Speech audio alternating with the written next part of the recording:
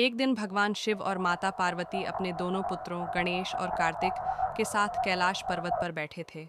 माता पार्वती के पास एक विशेष फल था जिसे वे अपने बच्चों में से किसी एक को देना चाहती थीं। उन्होंने फैसला किया कि एक प्रतियोगिता होगी। नियम था, जो भी पहले पूरे विश्व का चक्कर लगाकर हमारे पास वापस आएगा, उसे यह फल मिलेगा। गणेश और कार्तिक दोनों उत्साहित हो गए, लेकिन उनकी शैलियाँ बिल्कुल अलग थीं। कार्तिक, जो युद्ध के देवता और अत्यंत तेज गति वाले हैं, ने तुरंत अपने मोर पर सवार होकर विश्व का चक्कर लगाने की शुरुआत की। उनका मोर तेजी से उड़ा और कार्तिक को पूरा विश्वास था कि उनकी गति के कारण वे आसानी से जीत जाएंगे। वे पृथ्वी, आकाश और समस्त दिशाओं में तेजी से आगे बढ़े। दूसरी ओर, गणेश अपने भारी शरीर और मूषक, चूहे जैसे छोटे वाहन के साथ सोच में पड़ गए। वे जानते थे कि गति में वे कार्तिक को नहीं हरा सकते, लेकिन गणेश ने अपनी बुद्धि का उपयोग किया।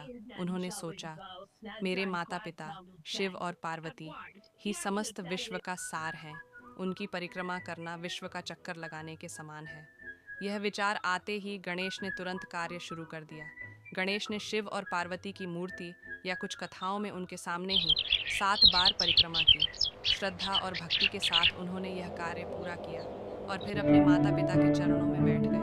उनकी इस भक्ति और चतुराई को देखकर शिव पार्वती मुस्कुराए, लेकिन उन्होंने कुछ नहीं कहा और कार्तिक के लौटने का इंतजार किया। कुछ समय बाद कार्तिक विश्व का चक्कर लगाकर थक कर वापस लौटे, लेकिन जब उन्होंने देखा कि गणेश पहले ही वहां बैठे हैं, तो वे हैरान रह गए। उन्होंने पूछा, आप इतनी जल्दी कैसे पहुंच गए? गणेश ने शांतिपूर्वक जवाब दिया, माता पिता ही मेरा विश्व है। मैंने उनकी परिक्रमा करके विश्व का चक्कर पूरा किया। शिव और पार्वती गणेश की बुद्धिमानी और भक्ति से प्रसन्न हुए। उन्होंने गणेश को विजेता घोषित किया और उन्हें फल दिया। साथ ही उन्हें प्रथम पूज्य का आशीर्वाद भी दिया।